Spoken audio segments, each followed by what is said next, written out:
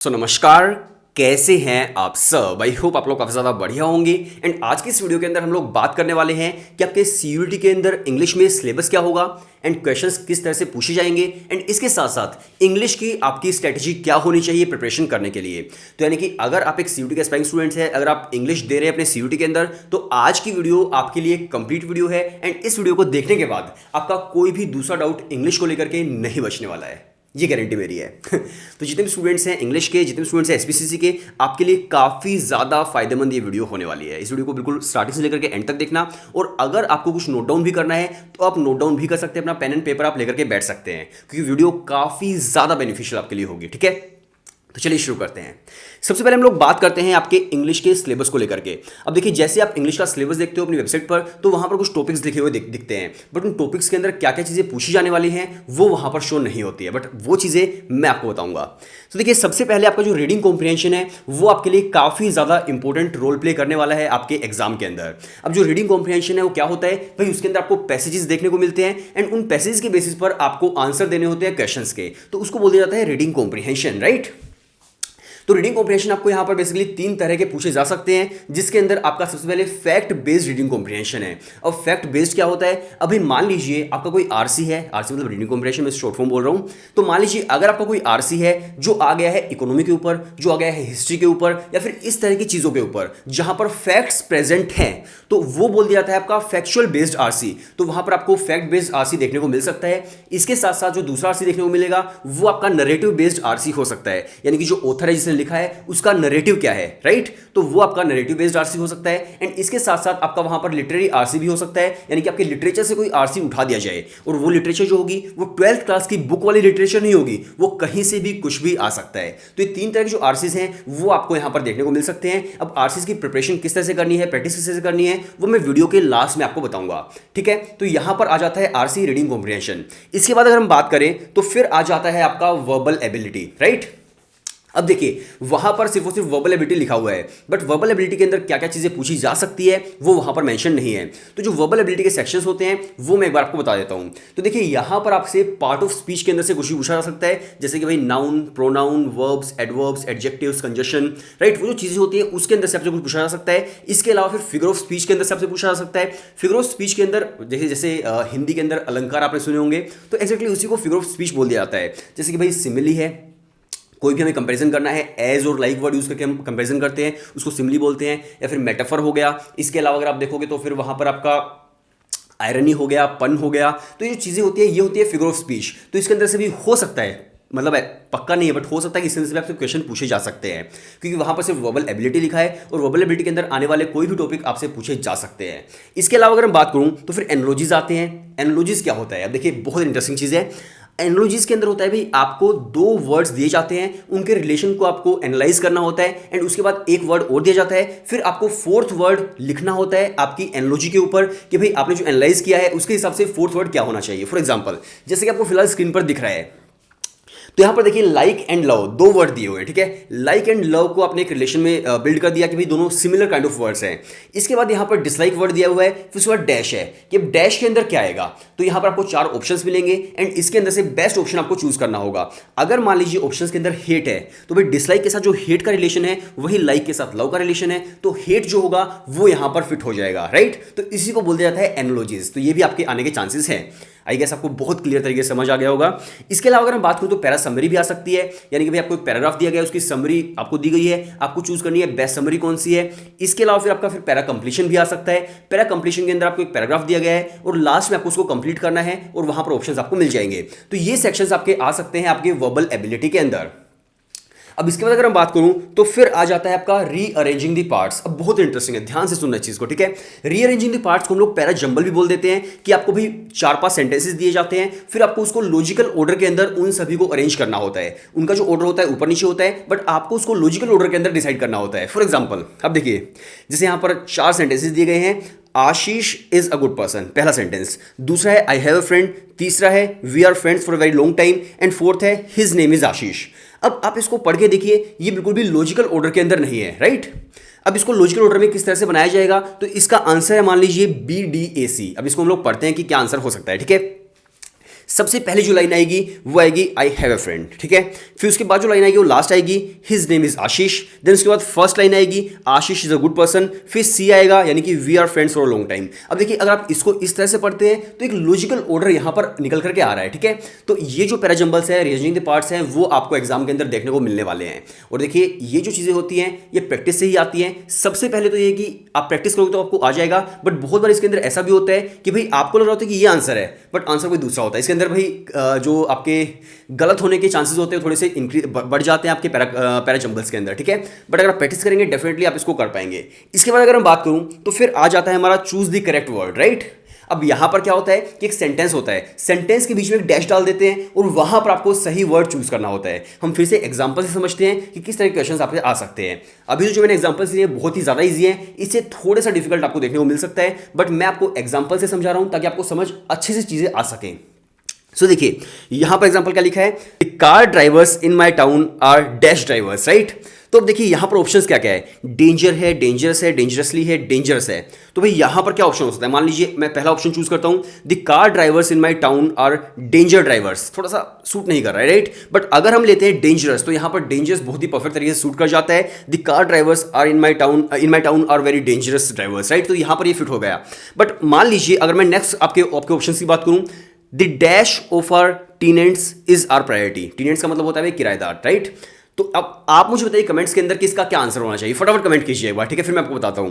तो देखिए the dash of our tenants is our priority, the safety of our tenants is our priority, the safe तो देखो suit नहीं कर रहा है यहां पे, तो यहां पर क्या आएगा, यहां पर सेफ्टी ही आएगा। The safety of our tenants is our priority, ये एक ओनर बोल रहा है कि भाई हमारे किराएदारों की जो सेफ्टी है वो हमारी प्रायोरिटी है, तो यहां पर सेफ्टी आ जाएगा। इसके बाद नेक्स्ट जो है वो आप बताइए, मैं नहीं बताऊंगा, कमेंट्स के अंदर हम देखेंगे कि भाई आपने सही बताया या फिर नहीं बताया है। तो देखिए नेक्स्ट में क्या होगा, ice cream was dash I was enjoying it. अब ice cream was tasty I was enjoying it, क्या ये आएगा। आइसक्रीम वॉज नॉट टेस्टी, क्या ये आएगा, या फिर आइसक्रीम वॉज बिटर, ये आएगा। अब देखिए यहां पर क्या है कि यहां पर टेस्टी या नॉट टेस्टी दोनों आ सकता है, बट लास्ट का जो वर्ड है वो आपको देखना है। अगर एंजॉय किया है तो एक पॉजिटिव वर्ड ही आएगा, ठीक है। तो इससे जो चूज द करेक्ट वर्ड है वो आपको फिल करने होते हैं आपके एग्जाम के अंदर।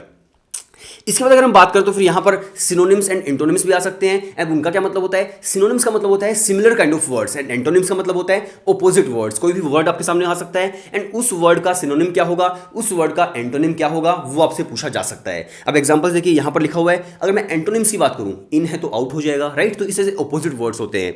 इसके अलावा टोल है तो शॉर्ट हो जाएगा, हैप्पी है तो सैड हो जाएगा, ये एंटोनिम्स होते हैं। अगर मैं अब बात करूं आपसे सिनोनिम्स की, तो देखिए यहां पर मान लीजिए डेयर है तो चैलेंजिंग है। इसके अलावा अगर मैं बात करूं तो यहां पर देखिए बैफल है तो कंफ्यूज है। तो इस तरह के सिमिलर वर्ड्स है, सिनोनिम्स है, तो ये आपसे पूछे जा सकते हैं। इसके अलावा अगर हम बात करूं तो फिर आपकी वोकैबुलरी आएगी। अब वोकैबुलरी के अंदर भाई स्टूडेंट्स को काफी ज्यादा परेशानी आ सकती है, क्योंकि अगर आप इंग्लिश रीड करते हुए आ रहे हैं तो आपकी वोकैबुलरी स्ट्रॉन्ग होगी, बट अगर आप इंग्लिश नहीं पढ़ते हैं तो आपकी वोकैबुलरी इतनी स्ट्रॉन्ग नहीं हो सकती है। तो वोकैबुलरी जो है भाई वो भी एक इंपॉर्टेंट पार्ट आपका होने वाला है। एंड वोकैबुलरी के अंदर चलो मैं क्वेश्चन आपको देता हूं, आप कमेंट्स के अंदर बताइएगा। अब देखिए अनेबलिंग मीन्स, इसका क्या मतलब है, ऑप्शंस दिए हुए हैं, टेम्परेरी, चैलेंजिंग, सैंक्शन, ऑटोमेटिक। आप कमेंट्स के अंदर बताइए भाई इसका आंसर क्या होना चाहिए, ठीक है। और फिर मैं कमेंट्स के अंदर इसको आपको आंसर भी कर दूंगा, आप कमेंट्स के अंदर बताइएगा। इसके अलावा देखिए अमन हैज डैश लिखा हुआ है, डिजायर्स फॉर हिज ग्रीड। अब यहां पर क्या होना चाहिए, अब अगर आपकी वोकैबुलरी स्ट्रॉन्ग है तभी आप इन क्वेश्चंस को कर पाएंगे। वैसे तो बहुत ही ईजी मैंने दिए हुए हैं, अगर आपकी वोकैबुलरी थोड़ी सी स्ट्रॉन्ग नहीं भी है तभी इन दोनों को तो आप एटलीस्ट कर ही दोगे, बट जो एग्जाम के अंदर आएंगे वो एक लेवल अप आ सकते हैं, ठीक है। तो ये आपकी वोकैबुलरी होगी, वोकैबुलरी आपकी स्ट्रॉन्ग होनी चाहिए।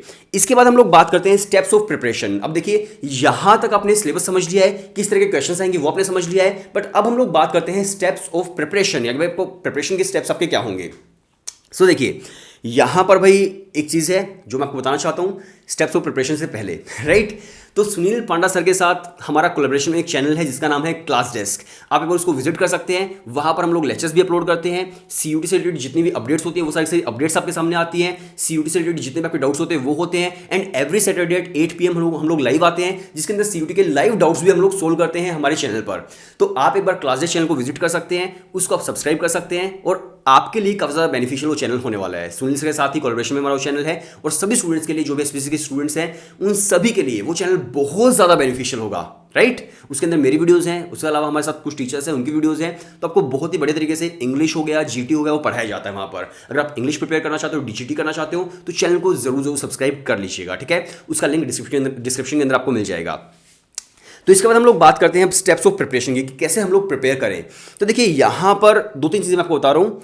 सबसे पहले हर रोज आपको 2 आरसीज लगाने हैं। रीडिंग कॉम्प्रिहेंशन बहुत ही बड़ा सेक्शन है, तो हर रोज 2 आरसीज आपको प्रैक्टिस करने हैं। अगर आप हमारे साथ अपनी तैयारी कर रहे हैं, सुनील पांडा सर के साथ अगर आपने इंग्लिश का कोर्स लिया है, तो वहां पर आपको आरसीज के लिए पूरी ई बुक मिलती है, राइट। तो आप पढ़ाई कर सकते हैं वहां से। तो आपको डेली 2 आरसीज जो है वो आपको डेफिनेटली लगाने पड़ेंगे, आपको प्रैक्टिस बढ़िया तरीके से करनी है। तो जब आप आरसी लगाएंगे तो आपकी रीडिंग स्पीड जो है वो बढ़ जाएगी, आपकी वोकैबुलरी स्ट्रॉन्ग होगी, आप टेंसेस को अच्छे से समझ पाएंगे, ग्रामर सेक्शन आपका स्ट्रॉन्ग हो जाएगा। तो आरसीज अगर आप 2 लगाते हो तो बहुत सारे सेक्शंस के अंदर आपको यहां पर फायदा मिलेगा, ठीक है। तो ये डेफिनेटली आप कर लीजिएगा। दूसरी चीज अगर मैं बात करूं तो अगर आपको रीडिंग स्पीड बढ़ानी है तो आप भाई डेली न्यूज़पेपर रीड कर सकते हो, डेली नॉवेल्स रीड कर सकते हो, काफी ज्यादा बेनिफिशियल आपके लिए रहेगा। और अभी देखिए एग्जाम के अंदर ऑलमोस्ट आपका 1.5 महीना बचा हुआ है। अगर आप 1.5 महीने तक बढ़िया तरीके से पढ़ाई करते हो, बढ़िया तरीके से नोवेल रीड करते हो, न्यूज़पेपर रीड करते हो, तो भाई इंग्लिश आपकी बहुत स्ट्रॉन्ग हो जाएगी। ये डेफिनेटली मैं बोलता हूँ। और जो इंग्लिश है वो 12th क्लास वाली इंग्लिश नहीं है कि आपको कोई फ्लेमिंगो देखने को मिल रहा है, आपको विस्टास देखने को मिल रहा है। ये इंग्लिश है आपके भाई जो भी आपका कॉम्पिटेटिव एग्जाम्स के अंदर इंग्लिश आती है, और नोवेल एंड न्यूज़पेपर रीड करने से बहुत ज़्यादा फायदा आपको यहाँ पर देखने को मिलेगा, डेफिनेटली बोल रहा हूँ, ठीक है। तो आप कर लीजिएगा। इसके अलावा अगर आप कोई बुक मुझसे पूछेंगे कि भाई कौन सी बुक हमें लेनी चाहिए, तो देखो वर्ड पावर मेड इजी एक बुक है जिसको आप जरूर एक बार ट्राई कर सकते हैं। काफ़ी अच्छी बुक है सभी एग्जाम्स के लिए। तो आप एक बार वर्ड पावर मेड इजी जो है बाय नॉर्मन लुइस, वो आप एक बार परचेज कर सकते हैं अगर आप करना चाहे तो, ठीक है। इसके अलावा देखिए अब मैं आपको बताता हूं हमारे कोर्सेज के बारे में। अगर आप हमारे साथ अपनी पढ़ाई करते हैं तो हम लोग आपको क्या क्या चीज़ें प्रोवाइड करेंगे और किस तरह से आपकी परफेक्ट तैयारी हो सकती है। तो देखिए हमारे पास कोर्सेज तो सारे के सारे हैं, चाहे फिर आप कॉमर्स में पढ़ाई करना चाहते हो, सुनील पांडा सर के लाइव बैचेज है 4 अप्रैल से वो स्टार्ट हो रहा है, आपको पता होगा। इसके साथ साथ अगर आप इंग्लिश एंड जीटी पढ़ाई करना चाहते हो तो उसके भी जो लाइव क्लासेज हैं वो 4 अप्रैल से स्टार्ट हो रही है, बट उसके अंदर हमारे पास रिकॉर्डेड कोर्सेज भी होते हैं। तो आप कभी भी इस वीडियो को देख रहे हो तभी भी आप ज्वाइन कर सकते हैं, ठीक है। तो हमारे कोर्सेज के अंदर आपको वीडियो लेक्चर्स मिलते हैं, टॉपिक वाइज टेस्ट हम लोग प्रोवाइड करते हैं। इसके अलावा मॉक टेस्ट होते हैं जो एग्जाम स्टैंडर्ड के मॉक टेस्ट हम लोग आपको प्रोवाइड करेंगे। इसके अलावा इंग्लिश एंड जीटी की ई बुक्स आपको मिल जाएंगी। इसके अलावा मेंटरशिप होगी, डाउट्स आपके सारे के सारे सोल्व होंगे। तो परफेक्ट तरीके से जो तैयारी है आपकी, परफेक्ट तरीके से जो प्रिपरेशन है वो हम लोग यहां पर कराते हैं, राइट। तो आप सुनील सर को भी मैसेज कर सकते हैं, या फिर अगर आप हमें डायरेक्टली व्हाट्सएप करना चाहते हैं तो व्हाट्सएप नंबर यहां पर दे दिया गया है इंग्लिश एंड जीटी के लिए, ठीक है। कॉमर्स के लिए तो सुनील पांडा सर है ही आपके लिए बिल्कुल बेस्ट टीचर, बट अगर आप इंग्लिश एंड जीटी करना चाहते हो तो आप यहाँ पर व्हाट्सएप पे हमें टेक्स्ट कर सकते हैं एंड वहाँ पर हम लोग आपको कोर्स की डिटेल सेंड कर देंगे। अगर आपको डेमो सही लगता है तो आप एनरोल कर सकते हैं और बहुत ही परफेक्ट तरीके से अपनी तैयारी इंग्लिश जीटी की आप कर सकते हैं, ठीक है। इसके बाद हम लोग बात करते हैं कि भाई स्टेप्स ऑफ प्रिपरेशन क्या होते हैं। मतलब उसके अंदर जैसे मैंने आपको वैसे बता दिया कि क्या पढ़ाई करनी है, बट एक स्टेप्स होते हैं, ठीक है, जो जनरलाइज स्टेप्स होते हैं। सबसे पहले आपको बेसिक कॉन्सेप्ट्स अपने क्लियर करने हैं। भाई आप कभी भी पढ़ाई करते हो किसी भी एंट्रेंस एग्जाम के लिए, अगर बेसिक कॉन्सेप्ट्स क्लियर है ही नहीं तो भाई कोई भी फॉर्मूला रटते रहो, कोई भी शॉर्टकट लगाते रहो, शॉर्ट ट्रिक्स आप यूज करते रहो, कोई फायदा नहीं है। बेसिक्स अगर आपके क्लियर नहीं है तो सबसे पहले आपको अपने बेसिक्स क्लियर करने पड़ेंगे, तभी आप जाकर के आप कर पाएंगे। मान लीजिए फॉर एग्जाम्पल आप इंग्लिश के अंदर सेंटेंस कंप्लीशन के अंदर आप रट्टे लगा रहे हो, रट्टे लगा कुछ होने वाला नहीं है। जब तक आपको उसके वर्ड का मतलब नहीं पता होगा, रूट वर्ड नहीं पता होगा, कुछ नहीं होने वाला है। तो इसलिए रट्टा लगाकर कोई फायदा नहीं है। बेसिक कॉन्सेप्ट अपने क्लियर होने चाहिए। तो बेसिक कॉन्सेप्ट्स आपको सबसे पहले अपने क्लियर करने हैं, ठीक है, फर्स्ट स्टेप। सेकंड स्टेप, आपको फिर प्रैक्टिस करनी है। जो भी आपने आज पढ़ाई की है उसके प्रैक्टिस टेस्ट आपको लगाने हैं आज ही, ऐसा नहीं 10 दिन के बाद, आज ही आपको उसको प्रैक्टिस भी करनी है, वो भी ऑब्जेक्टिव बेस्ड तरीके से। जैसे आपके सीयूटी के अंदर आने वाले हैं उसी तरह की आपको प्रैक्टिस करनी है ऑब्जेक्टिव बेस्ड तरीके से। देन इसके बाद मान लीजिए आपको 15-20 दिन हो गए पढ़ते हुए, फिर आपको मॉक टेस्ट लगाने हैं, कंप्लीट मॉक टेस्ट आपके सीयूटी की तरह। अब मान लीजिए आप एग्जाम के अंदर बैठे हैं, ठीक है। अब एग्जाम के अंदर जब आप बैठे हुए हो तो भाई जो टाइमिंग आपको मिलने वाली है उस टाइमिंग के अंदर आपका स्ट्रेस लेवल एकदम से बढ़ जाएगा कि भाई इतने टाइम के अंदर क्वेश्चंस कैसे करूं। बट अगर आपने मॉक टेस्ट लगाए होंगे तो मॉक टेस्ट एक तरह से रेप्लिका होता है आपके एंट्रेंस एग्जाम्स का, ठीक है। तो अगर आपने मॉक टेस्ट लगाए होंगे तो आप स्पीड को मेंटेन कर पाएंगे, कितने टाइम के अंदर मुझे क्या सोल्व करना है, कितने टाइम के अंदर आरसी सोल्व करने हैं, कितने टाइम के अंदर दूसरे क्वेश्चन सोल्व करने हैं। तो मॉक टेस्ट बहुत ही ज्यादा इंपॉर्टेंट होते हैं। मॉक टेस्ट डेफिनेटली आप सभी को लगाने ही लगाने हैं। देन इसके अलावा पास्ट ईयर क्वेश्चंस आप देख सकते हो, और उसके बाद आप कोई भी डाउट है तो डाउट्स आप पूछ सकते हो अपनी फैकल्टी से, मेंटर्स से, और उसके बाद आपकी जो परफेक्ट तैयारी है वो यहां पर हो जाती है, ठीक है। तो ये चीज़ें थी इंग्लिश को लेकर के। आई गेस जितने भी आपके डाउट्स हैं इंग्लिश को लेकर के वो क्लियर हो गए होंगे कि सिलेबस क्या है, किस तरह के क्वेश्चंस आएंगे, प्रिपरेशन किस तरह से करनी है, स्ट्रेटेजी क्या होनी चाहिए, वो सारे के सारे डाउट्स मैंने यहाँ पर आपको क्लियर कर दिए हैं। अगर आप प्रिपरेशन अपनी करना चाहते हो इंग्लिश एंड जीटी के लिए तो आप हमें व्हाट्सएप पर टेक्स्ट कर सकते हैं, वहाँ पर हम लोग कोर्स की डिटेल्स आपको सेंड कर देंगे, ठीक है। और अगर आप लाइव बैचेस भी ज्वाइन कर रहे हैं, चाहे फिर आप कॉमर्स के लिए कर रहे हो एसपीसीसी से, और उसी के अंदर आप जीटी एंड इंग्लिश भी देख रहे हो, तो हमारे लाइव बैचेस जो हैं वो भी हमारे स्टार्ट हो रहे हैं 4 अप्रैल से, ठीक है। सो आप वो भी देख सकते हो, और आपके लिए काफ़ी ज़्यादा बेनिफिशियल हमारे कोर्सेज होने वाले हैं, ये गारंटी है। बहुत बहुत ज़्यादा फायदेमंद होने वाले हैं। अगर आप मान लीजिए स्कोर कर पाते हैं भाई 60% के आसपास, तो अगर आप कोर्सेज से पढ़ाई करते हो और हर रोज़ मेहनत करते हो, मेहनत करना ज़रूरी है। अगर मान लीजिए आप मेहनत नहीं कर रहे हो तो भाई कुछ नहीं होने वाला है, बट अगर आप मेहनत करते हैं हर रोज़ और कोर्सेज से पढ़ाई करते हो तो डेफिनेटली आपका स्कोर जो है वो बहुत ही ज़्यादा इंक्रीज हो जाएगा, डेफिनेटली। ठीक है, सो ये था आज की इस वीडियो के अंदर। आई गेस आपको काफ़ी ज़्यादा बेनिफिशियल लगी होगी। बाकी हम लोग मिलेंगे नेक्स्ट वीडियो के अंदर, तब तक के लिए बाय बाय एंड टाटा।